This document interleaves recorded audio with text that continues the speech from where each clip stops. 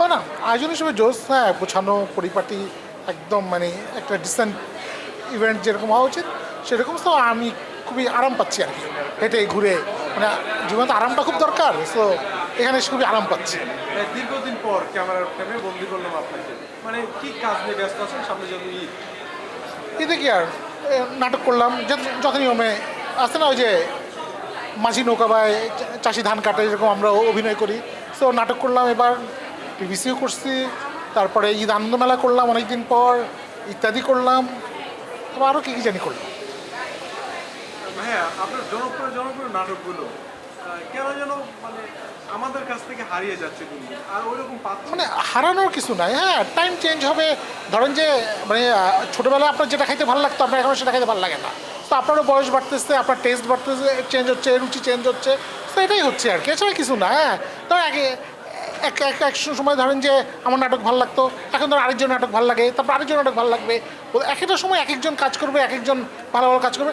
ভালো কাজ হচ্ছে, তো ভালো কাজ দেখেন। হ্যাঁ, কে করতেছে সেটা কোনো ফ্যাক্টর না, হ্যাঁ, ভালো কাজ হচ্ছে কিনা সেটা হচ্ছে আসল বিষয়।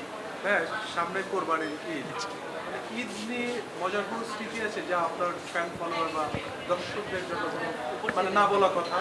না, এরকম না বলার কথা, জীবনে এত ইন্টারভিউ দিতেছে না, সব কথাই বলে ফেলছি। হ্যাঁ, আর ঈদ তো ধরেন আছে না, সবার জন্য একই একই রকম।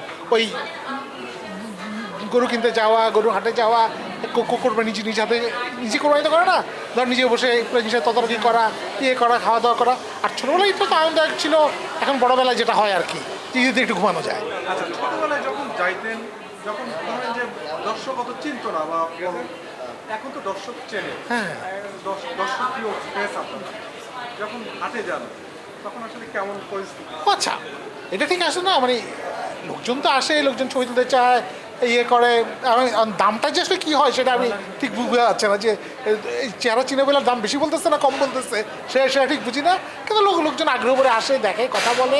এবং লোকজন, কারণ আমরা যেসব চরিত্র অভিনয় করবো তাতে না এই ধরনের লোকজন আমাদেরকে তাদের আপন লোক মনে করে। হ্যাঁ, তো তাদের সাথে গল্প করতে, কথা বলতে খুবই আনন্দ হয়। ভালোবাসা, দর্শকদের ভালোবাসা, এই ভালোবাসাটা আসলে যখন পান কতটুকু নিজের মধ্যে আসলে আনন্দ বা ফিল? তখন না মানে একটা ভয় লাগে, হ্যাঁ, যে মানে যে লোকজন, এত লোকজন ভালোবাসতেছে, হ্যাঁ, এত লোকজন সেটা যোগ্য কি, আমি যোগ্য কি না। হ্যাঁ, কিন্তু তারপরে তো আর ভালোবাসা তো ধরেন যে এটা পৃথিবীর মধ্যে কেউ যদি বলে যে তার ভালোবাসা ভালো লাগে না, তাইলে ভাই আমি সেই লোকটা না, আমার ভালো লাগে। আচ্ছা ভাইয়া, যেহেতু সামনে ফুটবল বিশ্বকাপ, আপনার অনেক নাটকেই ফুটবলের দৃশ্য আছে, কোন দলকে ব্যক্তিগতভাবে সাপোর্ট করেন বা কি ভাবছেন এবারের বিশ্বকাপে? এটার জন্য একদম সহজ হিসাব হচ্ছিল কি, আমাদের গতবারে ব্যাচেলার বিশ্বকাপ দেখে ফেলবেন। হ্যাঁ, দেখবেন যে আমরা কোন দলে আছি, যে যার দলে আছি সেই দলে আছি। আর্জেন্টিনার, শুনুন, ওয়ার্ল্ড ওয়াইডই পৃথিবীর সবাই 102টা আগে ভাগ হয়। প্রথমে ব্রাজিল আর আর্জেন্টিনায় ভাগ হয়, তারপর আস্তে আস্তে বাকি দল সাপোর্ট শুরু হয়। হ্যাঁ, তো এরকম আমিও এরকম আর্জেন্টিনার সাপোর্টার। তারপর দেখা যাক যে আর্জেন্টিনা যদি টিকে থাকে তো টিকে থাকলো, না থাকলে অন্য কাউকে সাপোর্ট করা যায় কিনা সেটা পরের স্টেপে ভাববো। এবার কতটুকু আশা রাখছেন আর্জেন্টিনা? মানে আসতে না, ওই যে আশা ছাড়া তো আর জীবনে কিছু নাই। হ্যাঁ, তো আমরা সবসময় আশাবাদী। আমি শুধু ব্রাজিলের ফ্যানরাও আশাবাদী তারা জিতবে, আর্জেন্টিনার ফ্যানরাও আশাবাদী তারা জিতবে, কারণ বাকিটা মেসির এবার সর্বশেষ বিশ্বকাপ, মানে বয়সের বয়স। একটা ছাপ পড়ে গেছে এবং বয়স শেষ, কি বলবেন তার? কিচ্ছু বলার নেই। ধরুন, ম্যারাডোনার সরাসরি বিশ্বকাপ হয়ে গেছে, ম্যারাডোনা চলেই গেছে, পেলের সরাসরি বিশ্বকাপ হয়ে গেছে। হ্যাঁ, কিন্তু মেসির হবে, মেসির বদলে আরেকজন আসবে, আমরা আবার তাকে নিয়ে, এটাই তো যুগ যুগ ধরে তো এটাই নিয়ম। আপনি নিজে কি কখনো ফুটবল খেলেছেন? মাথা খারাপ এই শরীর নিয়ে ফুটবল, এই খুব বেশি হয়ে যায়, গোলপোস্টে দাঁড়ায় থাকে আর কি, তাও সেটা খুব একটা ভালো কিছু না। ভাই, আর্জেন্টিনা যেহেতু গতবার বিশ্বকাপ নিয়ে গেছে, এবার নেইমারকে দিবেন কাপটা নাকি ক্রিস্টিয়ানো রোনালদোকে দিতে চান? কাকে দিতে চান? মানে এত প্রশ্ন এত জটিল করে ঘুরা বললেও কোনো লাভ নাই। হ্যাঁ, আমি আর্জেন্টিনা ফ্যান, আমি তো ভাববো আর্জেন্টিনাই পাবে। হ্যাঁ, ভাইয়া, ব্রাজিল নিয়ে কিছু, ব্রাজিল ভক্ত যেহেতু আপনি সবারই কিন্তু আসলে ভালোবাসার মানুষ, ব্রাজিল ভক্তদের কি বলবো? ব্রাজিল এই শোনেন, সাপোর্টাররা কিন্তু কোনো কিছু কাপ বা কোনো কিছু না, এটা হচ্ছে একটা অন্ধভক্তের মতো। হ্যাঁ, সো ধরো আর্জেন্টিনা যদি গতবার নাও পাইতো, তাও আমরা এবার আর্জেন্টিনা সাপোর্ট করতাম, ব্রাজিলের ভক্তরাও এবার ব্রাজিলকে সাপোর্ট করবে। হয়তো দেখা যাবে যে আর্জেন্টিনা ব্রাজিল দুইটাই হয়তো বা ফাইনালের কাছাকাছিও যাইতে পারে নাই, তারপরেও পরের বারও আমরা আবার ওই দুই দল সাপোর্ট করবো। হ্যাঁ, সো এটা তো একটা চলমান প্রক্রিয়া আমাদের জীবনে, এই ভালোবাসা ঠিকই থাকবে। আমার দিক দিয়ে শেষ প্রশ্ন, তাহলে খোদা হাফেজ। সময়, অবসর সময় কি করা হয় কাজের ফাঁকে? অবসর সময় পান নাচানো ছাড়া আর কিছুই করি না। হ্যাঁ, জীবন এটাই হচ্ছে লোকে একমাত্র আনন্দ। সবাই ভালো থাকবেন, ধন্যবাদ।